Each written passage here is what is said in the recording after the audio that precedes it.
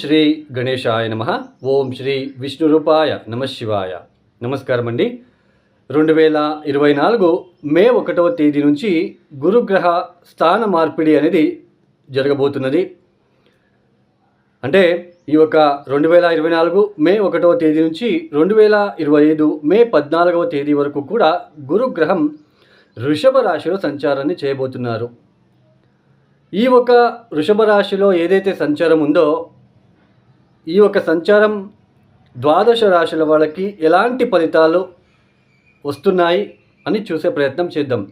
దానికన్నా ముందు ఈ 2023వ సంవత్సరంలో గురువు గారు మేషరాశిలో సంచారం చేసేటప్పుడు రాహుతో కలిసి సంచారం చేశారు. పైగా శని దృష్టిలో పడ్డారు.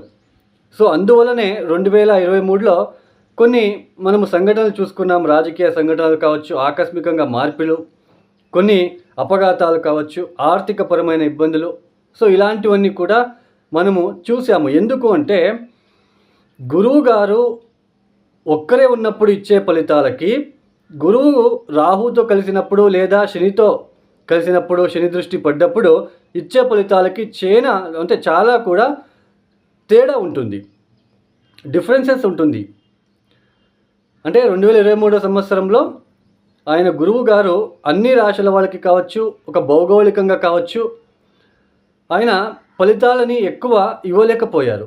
ఎందుకు అంటే రాహుతో కలవడము, తర్వాత శని దృష్టిలో పడడం లాంటివి ఇవన్నీ కూడా ఆయన ఇచ్చే ఫలితాలని అడ్డుకుంటున్నాయి యాక్చువల్లీ. ఇక మీద అంటే 2024 మే 1వ తేదీ నుంచి వృషభంలో సంచారం చేస్తున్నారు. ఈ ఒక వృషభ రాశి కాలపురుష చక్రం నుంచి ఎన్నవ రాశి? కాలపురుష చక్రంలో అంటే కాలపురుష చక్రం అంటే ఏంటి? మన టోటల్ 12 రాశులలో 12 రాశులని కలిపి కాలపురుష చక్రం అని అంటాం. ఈ ఒక కాలపురుష చక్రంలో మొట్టమొదటి రాశి ఏది? మేషరాశి అవుతుంది. ఈ మేషరాశి నుంచి గురువు గారు ఎన్నో రాశుల సంచారం చేస్తున్నారు? ద్వితీయంలో సంచారం చేస్తున్నారు.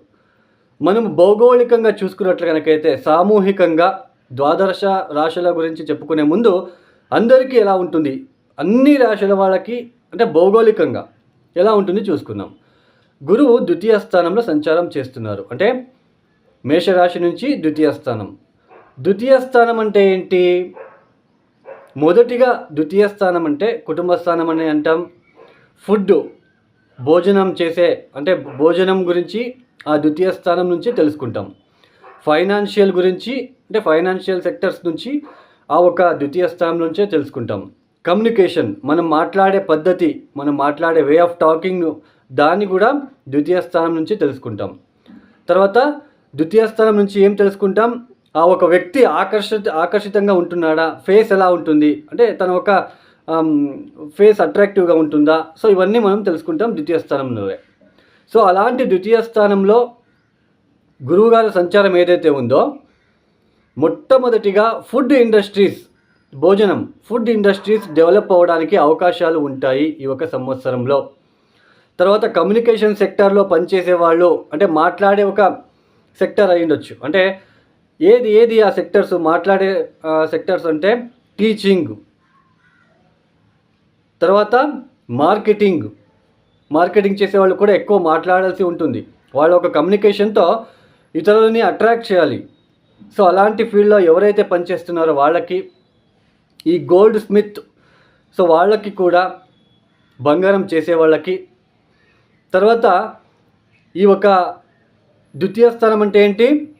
ఫేస్, ముఖానికి సంబంధించినది. అంటే ఆ ఒక సౌందర్యాన్ని పెంచుకోవడానికి చేసే ఒక ప్రయత్నం ఈ యొక్క ద్వితీయ స్థానానికి సంబంధించినది.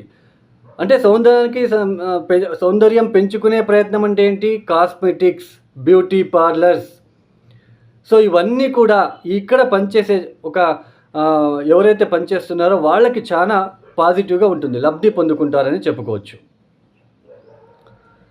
Main food industries, communication sectors, teaching sectors, gold Smith వాళ్ళకి, బ్యూటీ పార్లర్ పనిచేసే వాళ్ళకి, సినిమా ఇండస్ట్రీ వాళ్ళకి చాలా అభివృద్ధి ఉంటుంది అని చెప్పుకోవచ్చు.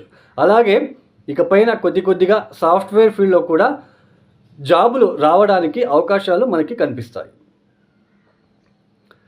సో తర్వాత గురువు గారు వృషభంలో కూర్చొని ఏ రాశుల మీద దృష్టి పెడుతున్నారు? వృషభంలో కూర్చొని గురువు పంచమ దృష్టితో కన్యా రాశిని చూస్తున్నారు.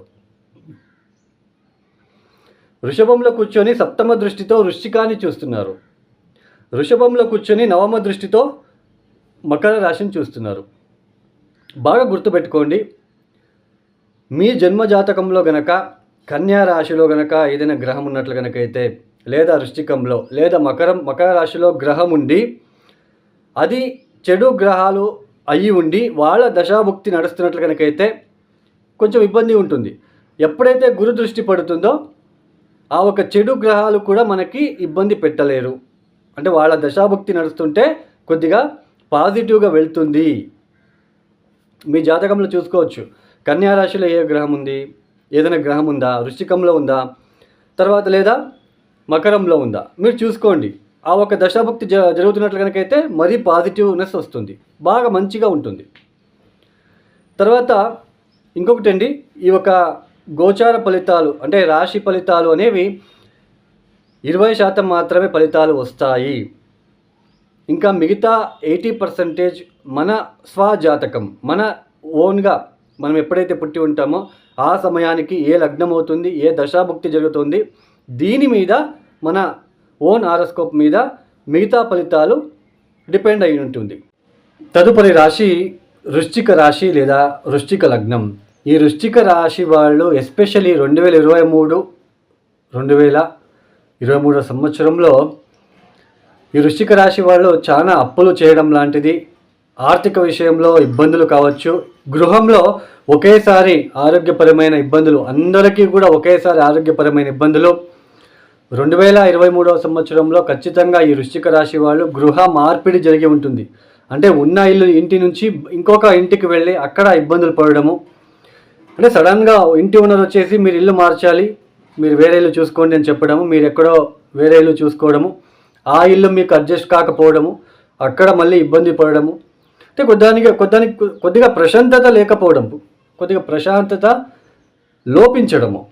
ఎస్పెషల్లీ వృశ్చిక రాశిలో పుట్టిన స్త్రీలకు వాళ్ళకి ఎలా ఉంటుందంటే, ఇన్ని రోజులు ఎలా ఉంది గడిచింది కాలం అంటే, భర్తకు ఎక్కువ పని భారము, ఎప్పుడో రాత్రి 10-11 గంటలకు రావడము, పడుకోవడము, అంటే నాతో సరిగ్గా మాట్లాడడం లేదు నా భర్త, పని భారం ఎక్కువైపోతుంది, ఆరోగ్యపరమైన ఇబ్బందులు ఎదుర్కొంటున్నాడు నా భర్త, ఆర్థికపరమైన ఇబ్బందులు ఎదుర్కొంటున్నాడు నా భర్త, ఇలాంటి ఆలోచనలతో బాగా సతమతమయ్యి ఉంటారు. ఇక మీద వృశ్చిక రాశి వాళ్ళకి అలాంటి బాధలు తగ్గుముఖమయ్యి, ఎందుకంటే సప్తమ స్థానంలో గురువుగారు వస్తున్నారు కాబట్టి ఇన్ని రోజులు ఏదైతే మీ యొక్క ఆ ఒక ప్రేమ ఆప్యాయత కోల్పోయారో అవన్నీ మీకు తిరిగి రావడము, అంటే బాండింగ్ పెరగడము భార్యాభర్తల మధ్య, దూర ప్రాంతాలకి తీర్థక్షేత్రాలకి కావచ్చు, దూర ప్రాంతాలకి వెళ్ళడం లాంటివి, కొత్త మిత్రులు పరిచయం అవడము, తర్వాత వివాహం కాని వాళ్ళకి వివాహం జరిగే సూచనలు, మీ మాట తీరు ప్రశంసలని అందుకోవడం లాంటివి, ఉద్యోగంలో ఇంక్రిమెంట్లు కావచ్చు, లేదా శాలరీ పెరగడం లాంటివి, కొత్త వాహనం కొనుగోలు చేసుకోవడం లాంటివి. సో ఇవన్నీ కూడా మార్పు కనిపిస్తూ ఉంటున్నది. వృశ్చిక రాశి వాళ్ళకి మొత్తానికి గురుబలం సంపూర్ణంగా ఉంటున్నది కాబట్టి అన్ని రకాల ఆనందం, సుఖ సౌభాగ్యాలు చూడడానికి ఈ ఒక సంవత్సరం మీకు అనుకూలత ఉంటుంది. అయితే చతుర్థ స్థానంలో ఉంటున్న శని వలన ఇబ్బందులు రాకుండా ఉండడానికి ప్రతిరోజు కాలభైరవేశ్వర గాయత్రి మంత్రం వస్తుంది. ఓం కాలకాలాయ విద్మహే కాలతీతాయ ధీమహి తన్నో కాలభైరవ ప్రచోదయాత్. 108 సార్లు తప్పనిసరిగా చదువుకోవడానికి ప్రయత్నం చేయండి.